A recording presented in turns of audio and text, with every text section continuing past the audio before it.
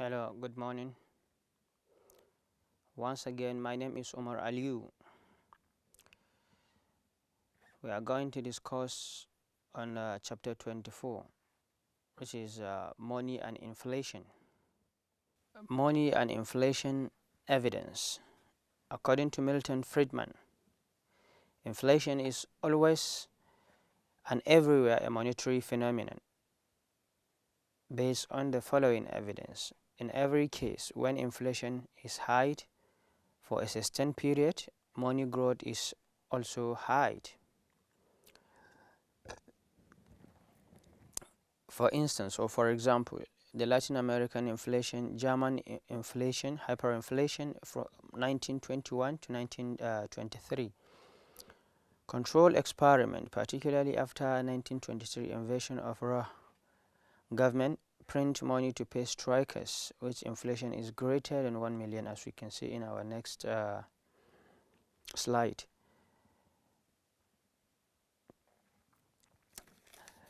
According to Milton Friedman, inflation is defined as a sustained and rapidly rising price level only when those evidence support it. We can say that we have inflation. This is the graph, German hyperinflation 1921 to 23, where inflation reached almost more than 1 million percentage.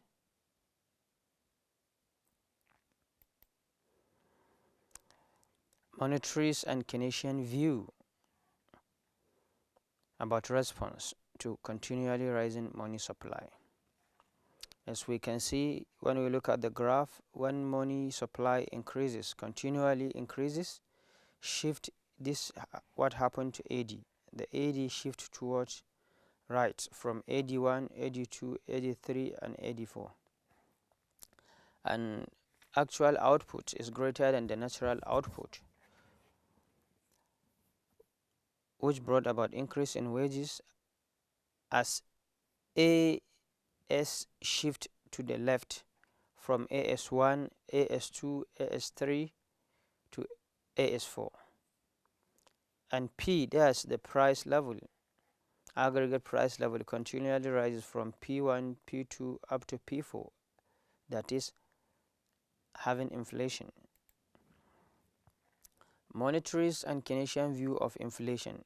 Monetaries view only source of aggregate demand shift and inflation in figure 2 can be money supply growth, while the Keynesian view allows for other sources of aggregate demand shift, but comes to same conclusion that only source of sustained high inflation is money supply growth. For instance, 1. Figure 3 shows that fiscal policy without money supply growth only causes high price increase in price level, but not sustain inflation. When we look at figure 4, shows that supply shocks does not lead to sustain inflation. Here is the response to one short increase in government spending. This is aggregate price level is plotted against aggregate output, where actual output is greater than the national output. From this we can see increase in government spending permanently, aggregate demand AD shifts right to AD2, while the actual output is greater than the natural output, and AS shift in to AS2. Price level increase in price level 2 from P1 to P2, but doesn't keep rising. So also negative supply shock from this as a response to supply shock. So negative supply shock, what happened? AS shift to in. The AS shift in to AS2, and the natural output here is greater than the actual output, and also wages decreases, which brought about by decrease in wages as AS shift back to AS1, and price level unchanged, no inflation. High unemployment target at natural output. When we look at it here, workers raise wages because either want higher real wages or inflation expectation is high. AS shift in, and natural output is greater than the actual output because government shifts AD out. Workers raise wages again and go through step 2. That is, this is it. 3 and step 4. Increase in price continually, that is, get inflation. Demand pull inflation. High unemployment target where YT is greater than the natural output. Y is equals to YN less than the YT. Government shifts AD out, and Y is equals to YT is greater than the natural output, and AS shift. Look at it.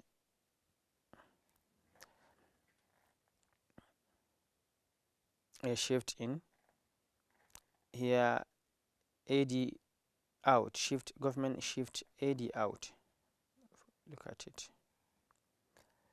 up to 84, and price level continue to rise.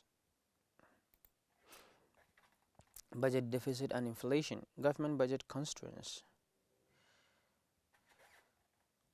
where deficit financing is equals to government G minus T is equals to change in monetary base and from change in bonds. Deficit financed by bond, no effect on monetary base and money supply, but deficit not financed by bond, monetary base and money supply increases. It means they changes. Financing persistent budget deficit by money creation leads to sustained inflation. Deficit financing by money supply increase leads to aggregate demand shift out, as in figure 27.2 you can see. If deficit persists, money supply increase continually and get price level continually increase or high. That is inflation as in figure 7.2. Conclusion: deficit leads to inflation only if it is persistent, financed by money creation rather than by bonds. Budget deficit and inflation. Budget deficit in other countries, bond finance hard, deficit likely to lead to money creation and inflation. Budget deficit in US, for instance, large capital markets so can bond finance. Fed, that's the Federal Reserve, has choice whether to monetize deficit by creating money creation, but may be pressured to do so. Ricardian equivalence may mean no effect of budget deficit on interest rates. Conclusion: deficit do not necessarily need to inflation. It means, according to them, deficit do not necessarily lead to inflation. Here, budget deficit and interest rate. And we look at the price of bonds. As price of bonds continually increase, quantity of bonds here, this is the rate of interest rate from I1 to I2. This is an interest rate also interest rate also decreases. When price of bond increases, the interest rate decreases. Money and inflation relationship close until 1980. After 1980, relationship breaks down. This is it. Money growth M1 2 years earlier, inflation rate same. Debt to GDP falls 1960 to 1980. Deficit can't be source of money creation and inflation, according to them. This is government debt to GDP. It's from 1960 up to 1980. False.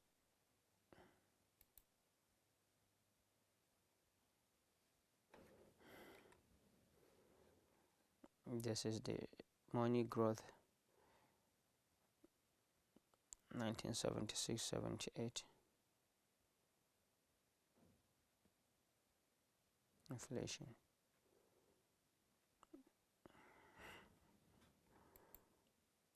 Unemployment and the natural rate of unemployment. High unemployment target source of high inflation or increased inflation 1960 to 1980. Natural unemployment is greater than the actual unemployment rate 1965 to 73. Suggests demand pull inflation with YT greater than YN, because 1965 up to 1980. Okay. Second, U is greater than UN 1974 to 1980. 74 up to 1980. Suggests cost push inflation, while U is greater than UN and inflation decreases after 1980. A little bit from here it goes up and it started decreasing. Later on it increases. Activist and non-activist debate. Unemployment percentage rate. This is unemployment rate, the black. Natural rate of unemployment. And here the unemployment rate is greater than the natural rate of unemployment until 1964 or 63, so to say, where the natural unemployment is higher, up to 1970. But after 1970 the actual unemployment increased up to 1975, 75. Yeah, they become so the same after then, up to until 1981 or 82. Yes, a result of recession or something. It goes off on and on. It keeps fluctuating up to the year 2002. Activist non-activist debate. Case for non-activist policy strong if expectations of policy matter. Economy won't stop at point 2. Wages increases. AS shift in. Natural output is greater than the actual output. AD shifted out. It is inflation there increases. Also less likely to for wages. For that gets us to 1. Quick plausible. Quite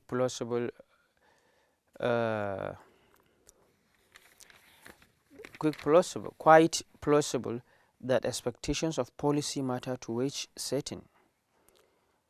Rules versus discretion. Non-activist advocates policy rule to keep AD from fluctuating. Example, monetary constant money growth rate rule. Credibility of non-accommodating policies help avoid wage push and help prevent inflation and unemployment rate. For example, in the period of 1965 through the 1970, the Bank of Canada had low, credible and anti-inflationary policy was costly. Credibility earned by 1983. When money growth increases in 1983, little rise in wages and inflation. Choice between activist and non-activist policy.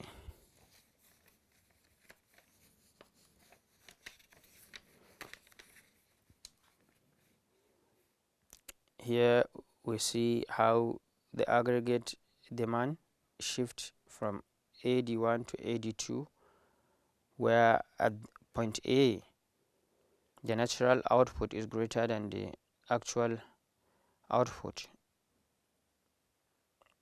and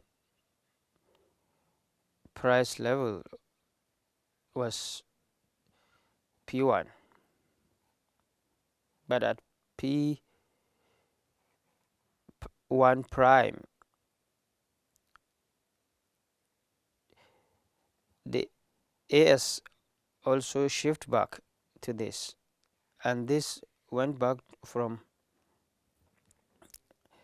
P1 from point A, from point 1 to point 2 prime, and the price level also, so also the AD curve shifts